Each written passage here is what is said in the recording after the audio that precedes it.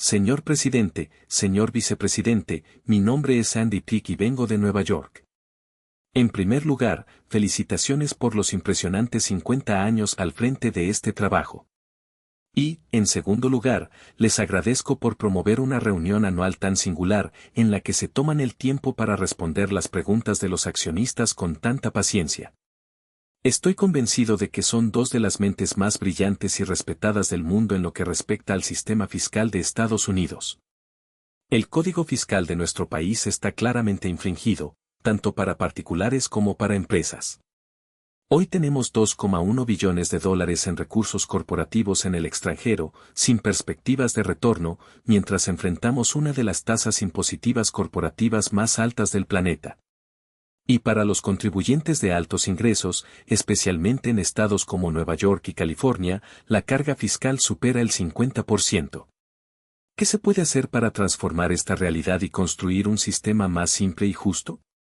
La respuesta, lamentablemente, no es sencilla. Para cambiar las reglas necesitamos 218 diputados, 51 senadores y un presidente dispuesto a firmar la ley. La pregunta central es, ¿cuánto debería gastar el país y, principalmente, a quién cobrarle esos recursos? Es interesante observar que, a pesar de las constantes quejas de los líderes corporativos sobre las tasas impositivas, la participación de las ganancias corporativas en el PIB nunca ha sido tan alta. Hace 40 años, los impuestos corporativos representaban el 4% del PIB, hoy apenas alcanzan el 2%. Mientras tanto, los impuestos sobre la nómina no han hecho más que aumentar. El problema es que, una vez que se crean lagunas y excepciones en el código, eliminarlas se vuelve casi imposible sin una reforma profunda. Pero soy optimista. Creo que Ron Wyden y Orrin Hatch, dos nombres influyentes en el Senado, tienen capacidad para llegar a un acuerdo que, aunque imperfecto, sea mejor que el actual. Entienden que el sistema necesita más racionalidad. Después de todo, si el país pretende gastar entre el 21% y el 22% del PIB, es razonable recaudar al menos el 19%. Podemos vivir con una pequeña diferencia sin empeorar aún más la deuda nacional.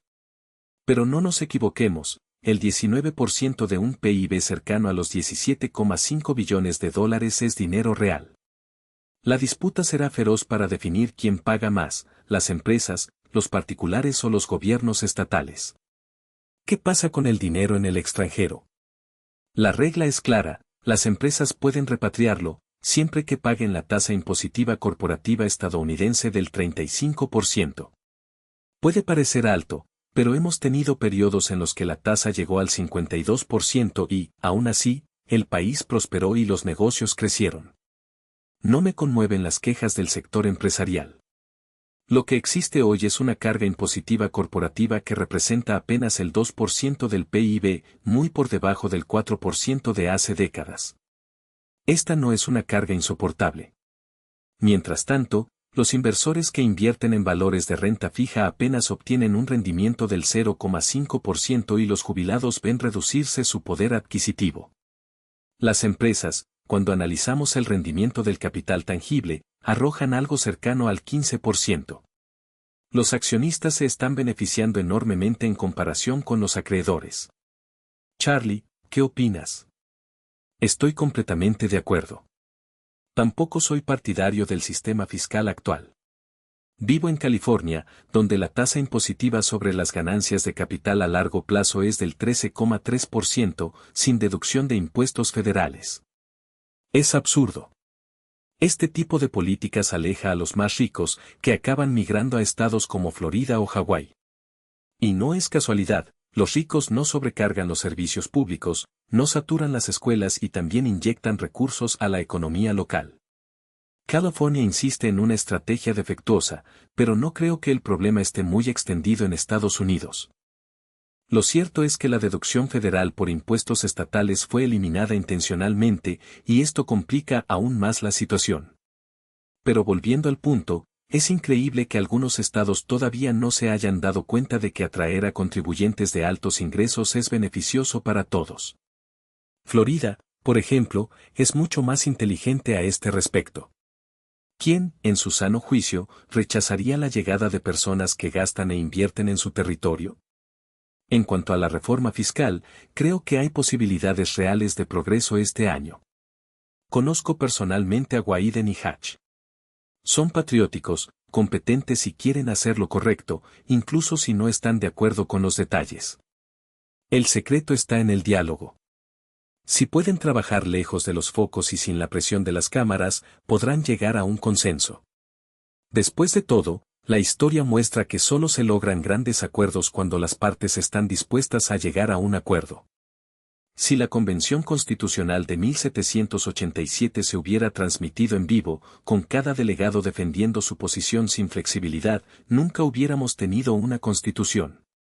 Ahora, cambiando de tema, permítanme responder a la pregunta del señor Dan Hunter de Dormont.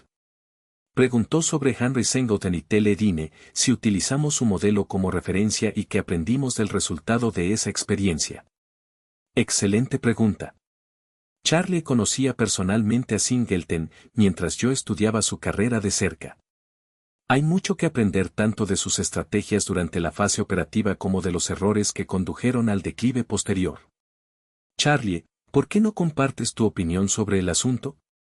Singleton era un genio. Más brillante que la mayoría de los ejecutivos que he conocido. Un verdadero prodigio, obtuvo las mejores notas sin esfuerzo, jugó al ajedrez con los ojos vendados y, incluso en su vejez, casi alcanzó el nivel de maestro. Al comparar sus inversiones con las de Warren, me di cuenta de que Singleton pensaba en términos de sistemas de navegación inercial, mientras que Warren se centraba en la seguridad. Y fue precisamente este enfoque adicional lo que permitió a Warren superar incluso a un talento como Singleton. ¿Déficit, como tú, comparado con Henry? Singleton fue un estratega despiadado. No solo brillante, sino también obsesionado con alinear intereses, y ahí, amigo mío, es donde tropiezan la mayoría de los líderes. Diseñó incentivos tan ingeniosos para sus ejecutivos que, al final, 3 departamentos distintos acabaron envueltos en escándalos. No porque Singleton fuera deshonesto, ni mucho menos. Sino porque cuando creas una cultura donde el desempeño lo es todo, la gente cruza líneas sin darse cuenta. No querían defraudar al gobierno, solo querían ganar. Y ganar, para ellos, significaba obtener resultados a cualquier precio. Esta es la lección que Charlie y yo aprendimos: los incentivos moldean el comportamiento más que cualquier discurso motivacional. Hemos visto a personas honestas distorsionar las cifras, inflar las reservas o empujar las acciones hacia canales solo para evitar decepcionar al director ejecutivo.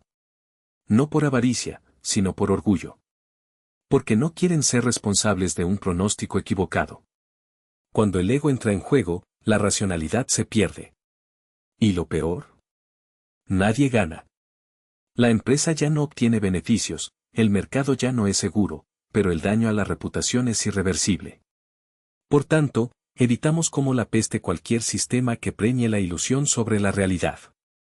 No nos importa si somos los únicos que lo hacemos.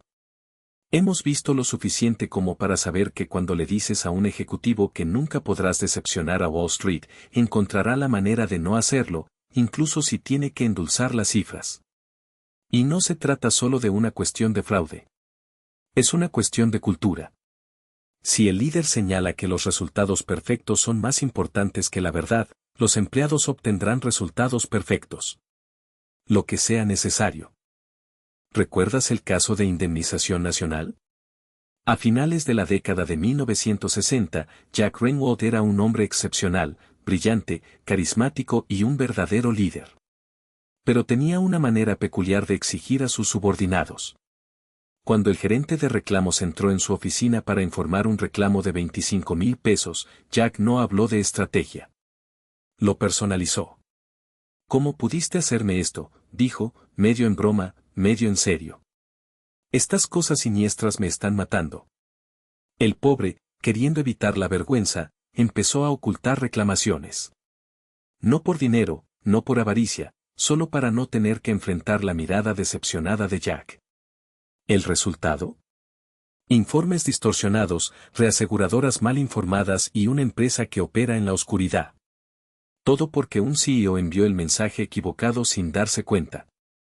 La verdad es simple, si desea una organización íntegra, necesita crear sistemas que recompensen la integridad.